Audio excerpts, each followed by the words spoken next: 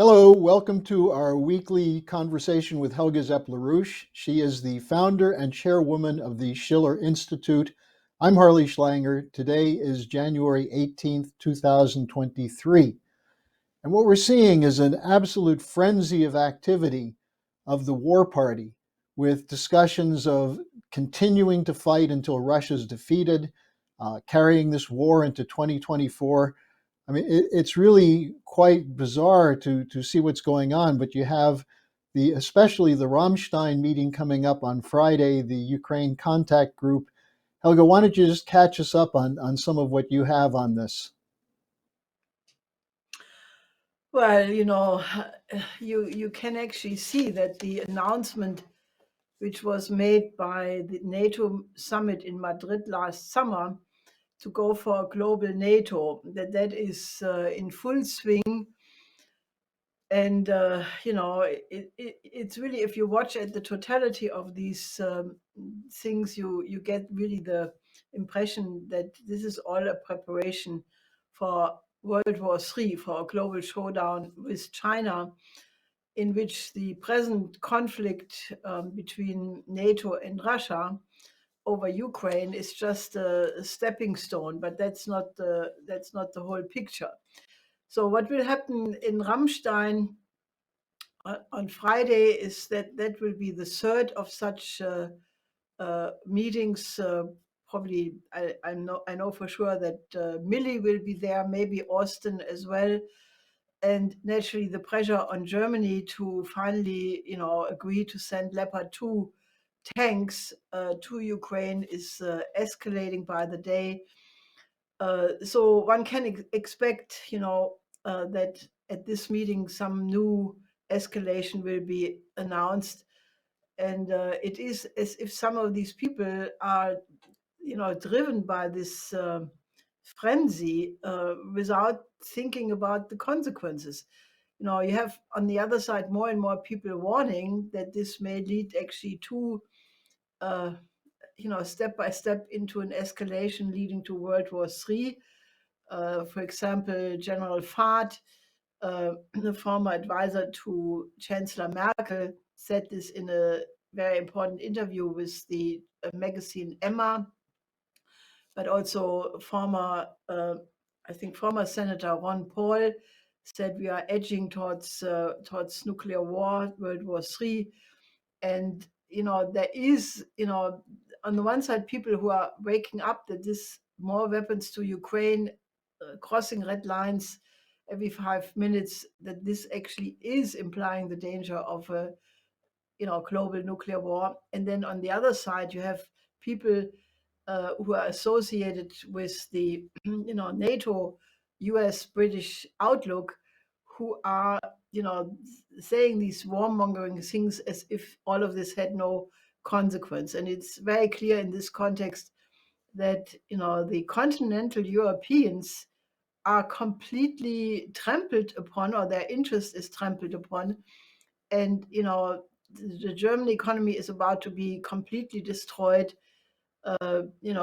Everything which happens is really at the orders and command of Washington and London. And we apparently don't have governments anymore in Europe who are defending the interest of the European people. So I think this is a situation which cannot continue for very long. Even that is, very clearly the intent. For example, Ischinger, a former head of the Munich Security Conference, basically said this war is going to be in there for the long run, despite the fact that he points to the anomaly that Ukraine is using every day as much ammunition as Germany needs for to produce in half a year. So how that should go is another mysterium.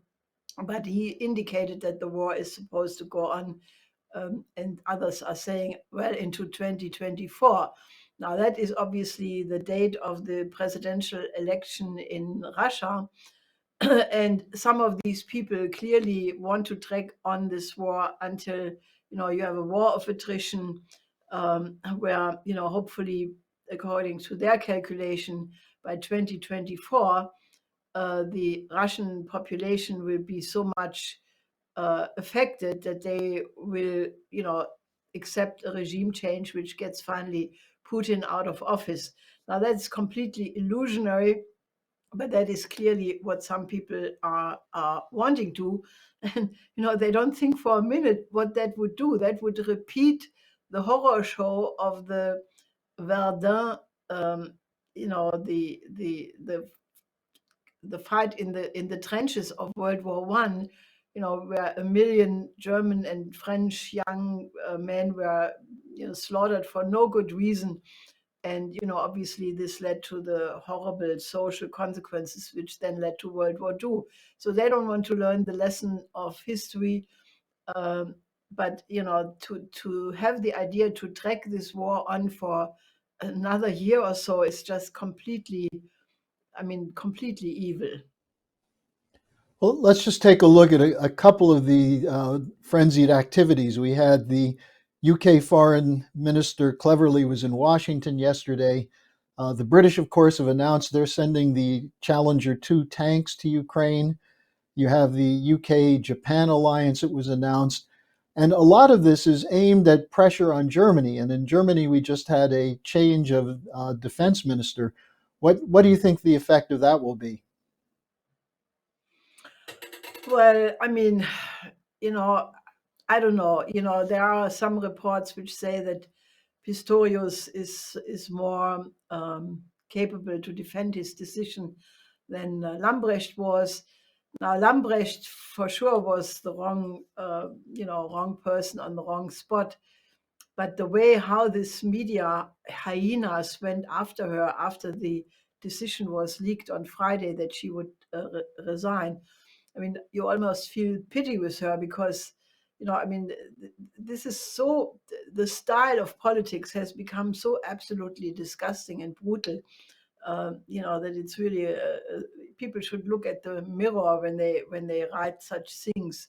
And, interestingly, Spiegel is called Spiegel because when these people look into the Spiegel, into the mirror, they don't see a very nice face.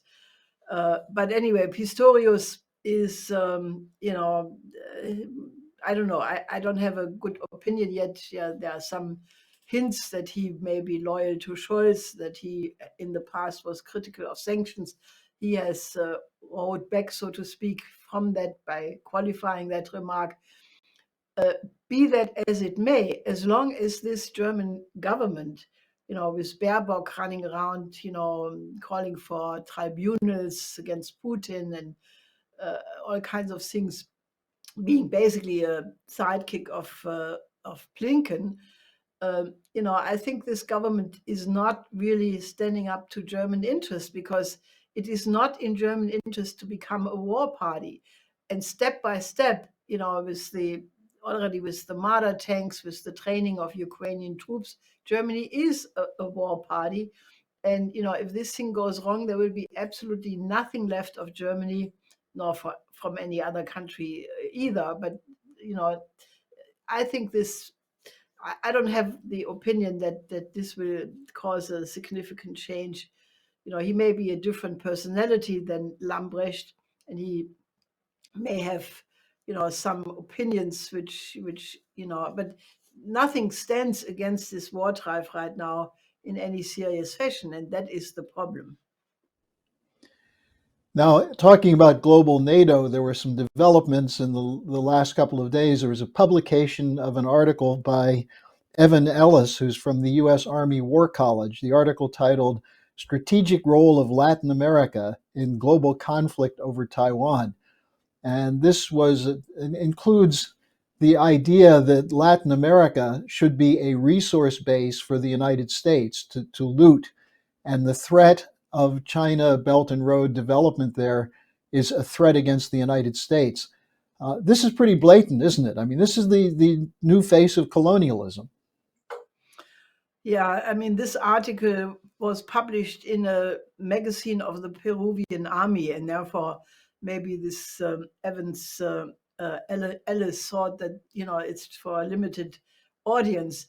But this article is actually quite revealing because he says that there will be war with China latest by 2027 over Taiwan, and that war will be global, and therefore the countries of Latin America have no right to ally with the Belt and Road Initiative, because this would give China access to resources in Latin America. Now, first of all, to say this, that there will be war with China by 2027, and this war will be global, and obviously planning for that war and preparing for that war, I think that's just insane. It's insane. Who wants to plan for World War III and then think anybody will survive it? So if you thought that this was just a statement of some low level guy from the War College, well, now the head of the U.S. Southern Command, General Laura Richardson, basically said the same thing, and even being more specific, saying Latin America has all these raw materials. They have 60% of the world's lithium. They have rare earth. They have other crucial minerals and raw materials, and therefore Latin America can absolutely not be allowed to make deals with the adversary, meaning Russia and China, because she says this is a total confrontation, including the whole gambit, air, sea, cyber, space. I mean, in a sense, yeah. And she says also that China would only make these infrastructure projects with countries in Latin America to lure them into the debt trap. Now, this is, I mean, I think, if people start to believe their own propaganda, it's really becoming bad. 150 countries of the developing sector are very happy to work with the Belt and Road Initiative because it gives them the first time the chance to have real infrastructure projects to overcome poverty, to have a hope to overcome the underdevelopment.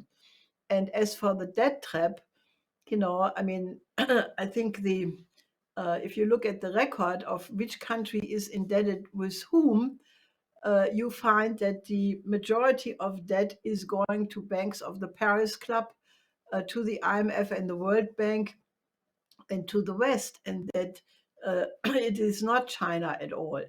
So, obviously, with the election of the Lula government in Brazil, you have now the overwhelming majority of countries in Latin America who are, determined to cooperate with China in the formation of a new world economic order.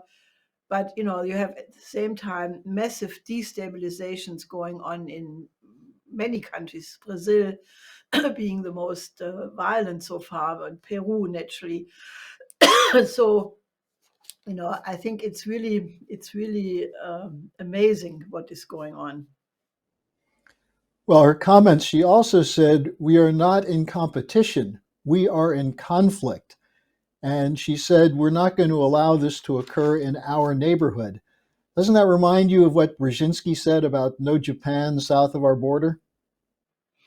Yeah, and it also reminds me of the famous or infamous Kissinger NSM 200 memorandum from 1974, which was only published somewhere in the 90s, which where he said very blatantly that all the raw materials of the world belong to the United States or are of US national security interest.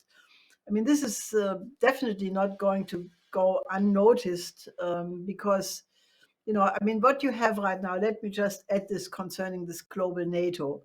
You have right now a very clear effort to put together one military alliance after the other to create a network of, corresponding military agreements. For example, between the EU and NATO, there was just made an agreement that they basically want to merge in such a way that each member of the one group is automatically in contact with all other groups. Now, if you then add to the fact that you have the Japan, UK reciprocal access agreement, between Japan and Great Britain. They have now basically, they can use each other's territory and forces in a reciprocal way. Then you have the AUKUS, that's the US, Australia, British military alliance, which China is clearly the target of. And so you have then you have an effort by Japan. Japan is now, with Kishida's visit in the United States, uh, you know, basically going back to its military past, which is really, one has to look at that. Germany is going back to its military past. And if people talk about, putting the German industry back on a war economy, well, doesn't that bring forward very eerie memories of 80 years ago? If Japan is now basically talking about nuclear weapons and doubling its military budget, and Kishida also said that Japan is going to seek actively a role in military alliances with countries in the Caribbean, in Latin America, in in Africa, in Asia, obviously courting India very heavily, with an India-Japan strategic partnership. So you can actually see that there is a real effort to cement this global NATO in an alliance against Russia, China, and the countries of the global south who want to go in the direction of a new world economic order. And that's really the fight, what all of this is all about. You have some people who want to keep the status quo, which makes the billionaires happy, but keeps the billions of people in relative poverty. And then you have an effort by those countries who want to overcome colonialism, because they have recognized that colonialism did continue to exist in modern clothes, basically by monetary and trade agreements, which puts them in a status of inferiority, and they want to end that.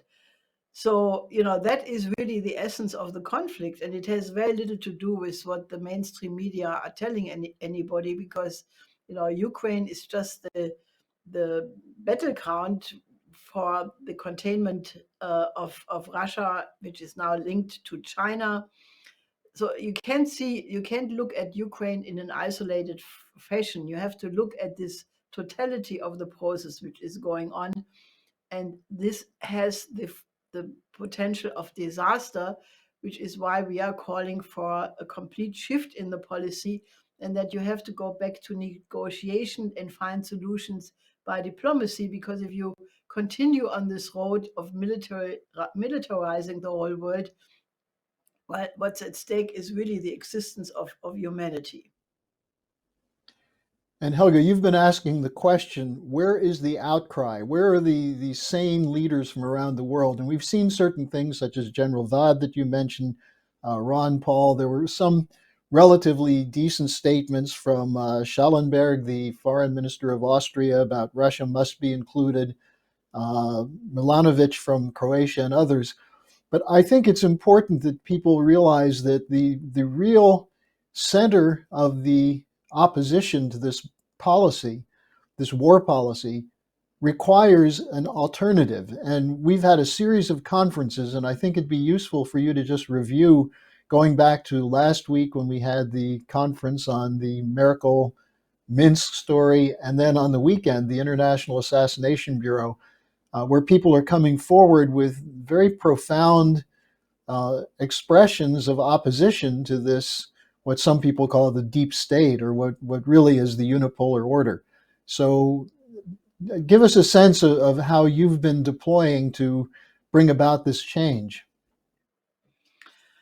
Well, since the war broke out, we had a whole series of conferences, internet conferences of the Schiller Institute, basically where we are trying to, put together a group of people from all over the world who are fighting for a shift in this strategic situation, by basically saying we have to put on the agenda a new international security and development architecture, which takes into account the interest of every single country on the planet.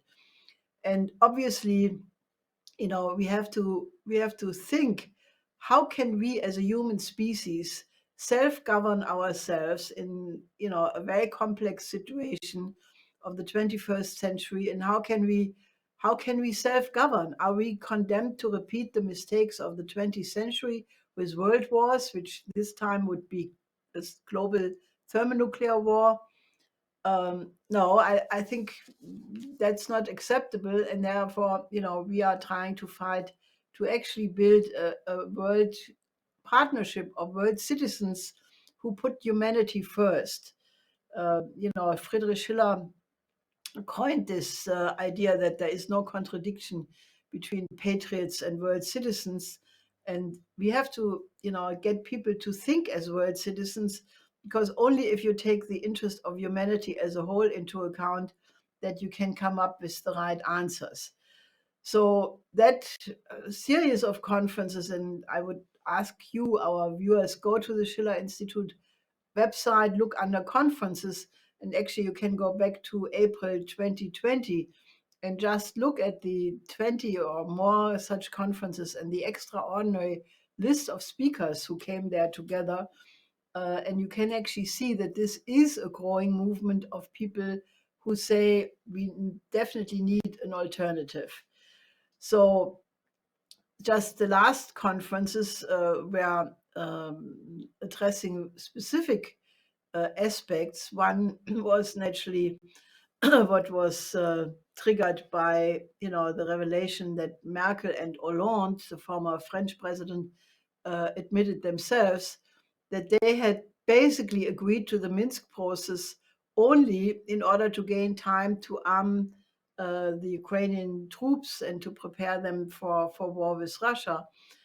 And I can tell you from the reaction to this program and discussions we had, people in Germany are really very, very upset, because this was noticed by at least the more conscious political people. And we got several reactions where people said, look, I didn't have much trust in government before, but this was really the last straw. That Merkel would cheat in this way was really one step too much. So that's one aspect. Now, obviously, the Russians reacted very, very severe to this admission, and basically said, that just confirmed. Putin said that it just confirmed to him that he should start at the what he calls the special military operation in Ukraine much earlier. Uh, and he has some internal opposition of people in Russia who say that it was Putin's softness that he waited so long. For those people who want to get rid of Putin, by the way, they should just consider that he may not be the worst option from their standpoint, because there are some real hardliners in Russia who may take even other steps than Putin has taken. So then on the 14th of January, we had an event at the occasion of the anniversary of Martin Luther King, his birthday. And there we had a whole variety of speakers who looked at the different aspects, because the murder of Martin Luther King was in the context of three other murders: John F. Kennedy, Robert Kennedy, Malcolm X, and the cover up of those murders. And there's now a big motion in the United States to finally open the files on the Kennedy assassination, which supposedly was to happen 25 years after the murder occurred.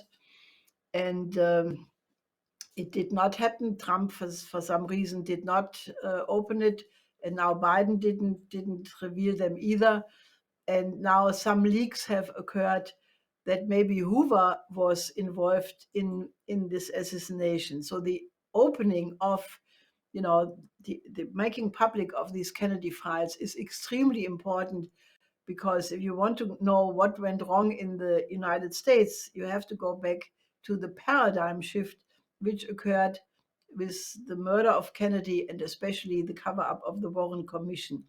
But then we reviewed also some other political assassinations in Africa, the murder of Lumumba, of Enrico Mattei and Aldo Moro in Italy, the assassination attempts against de Gaulle, and naturally for Germany, all the assassinations of the Baader-Meinhof from 78 to 77 to 78.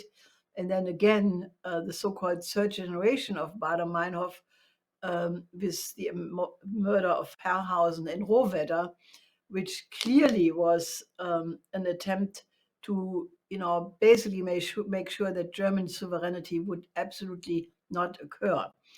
So if you look at all of this, you get actually a sense of history, which is quite different than the official so-called narrative.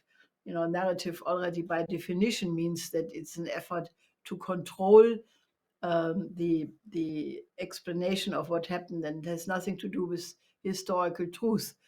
So I can only encourage you, our viewers, if you haven't done that yet, go back to these conferences because they were incredibly rich in terms of groundbreaking historical materials. And in order to understand this present situation, one absolutely has to look at these historical contexts. And I think especially the January 14th event, which gave a continuity that's not existent anywhere else. The fact that, as you mentioned, Italy, France, Germany, Africa, you see that these were not isolated instances. And this is crucial for being able to figure out how this oligarchy is operating, has been operating, and what their intention is. Now, Helga, we have another event scheduled for February 4th. You want to say something about that? Yes, that will be a major Schiller conference where we, on the one side, will try to analyze where we are at in terms of the war danger. But then the larger part of the conference is designed to bring together speakers who actually discuss how do we get out of this situation? What are the principles, how such a new security architecture, a development architecture must look like? And there I can already say that we have a growing interest in many countries of people who want to be part of that because the efforts of the Schiller Institute to actually discuss what is necessary, what are the principal, programmatic solutions, overcoming poverty, creating a world health system, have universal education, create a credit system which finances all of that, go back to a crash program for thermonuclear fusion, international space cooperation to have the necessary jump in productivity. All of these things will be elaborated, and nobody but us and maybe China has they have a similar approach. But I would say that the Schiller Institute is really the most comprehensive in terms of how do we get out of this. And naturally, we have to discuss the philosophical underpinnings. What is the nature of man? Are we, beasts? Are we just burdens on nature? Or is man by definition good and the most advanced force, geological force in the universe, as Vladimir Vernadsky was saying? And naturally, our answer is man is good by definition, and all evil comes from a lack of development and therefore can be overcome. So we will have a quite challenging discussion. So I can only suggest to you that you should reserve the date, February 4th, register to be part of the conference because then you have access to simultaneous translation and get the word out because, we urgently need a real alternative which is visible and which has the power to change the present course of history. And we need more voices that know what they're talking about. And that's why I would recommend look at these series of events that are archived on the schillerinstitute.com, including the ones from last week. So Helga, thanks for joining us again, and we'll look forward to seeing you again next week. Yes, till next week.